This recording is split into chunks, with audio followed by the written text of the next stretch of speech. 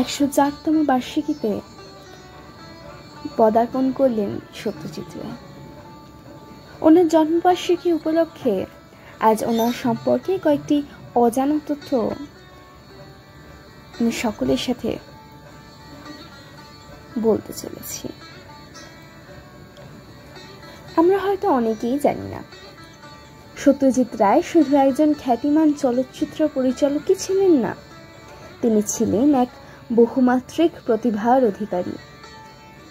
অনেকেই জানেন না যে তিনি একজন দক্ষ গ্রাফিক ডিজাইনার হিসেবে নিজের কর্মজীবন শুরু করেন এবং সিগনেট প্রেসের জন্য বহু উল্লেখযোগ্য বইয়ের প্রচ্ছদ ডিজাইন করেন, যার মধ্যে পথের পাঁচালী উপন্যাসটি কভারও রয়েছে।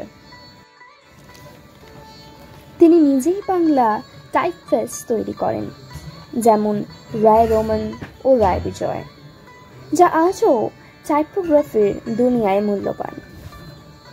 সিনেমার জন্য তিনি শুধু চিত্রনাট্য বা পরিচালনার দায়িত্ব পালন করতেন তা না,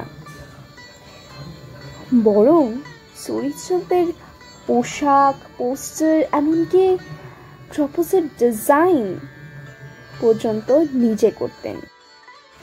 পথের পাঁচালী বানাতে গিয়ে আর্থিক সংকটে পড়ে নিজের স্ত্রীর গহনা পর্যন্ত বিক্রি করতে হয়েছিল তাকে। সত্যজিৎ রায়ের এই নিবেদন ও শিল্পনিষ্ঠা তাকে বিশ্বের অন্যতম শ্রেষ্ঠ চলচ্চিত্র নির্মাতায় পরিণত করেছে। বিশ্বখ্যাত পরিচালক আকিরা কুরোসাওয়া একবার বলেছিলেন, সত্যজিৎ রায়ের সিনেমা দেখা মানে আপনি পৃথিবীর শ্রেষ্ঠ চলচ্চিত্রের অভিজ্ঞতার একটি বড় অংশ হারিয়েছেন।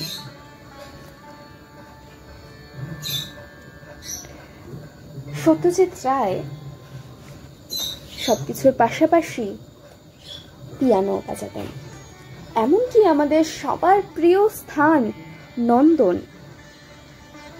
নন্দনের লোগোটিও তারই অঙ্কন করা। তাছাড়াও ফেলুদা, প্রফেসর শঙ্কুর মতন নানা চরিত্রে সৃষ্টি করে তিনি বাঙালি পাঠকদের মনে এক চিরস্থায়ী স্থান গ্রহণ করেছেন। 1992 সালে তিনি অস্কারে ভূষিত হন। বিশ্বখ্যাত চলচ্চিত্র নির্মাতারা তাকে গুরু মানেন। মহারাজাকে সালাম জানিয়ে সমাপ্ত করছি আজকের ভিডিও। শুভ জন্মদিন মহারাজ। ধন্যবাদ।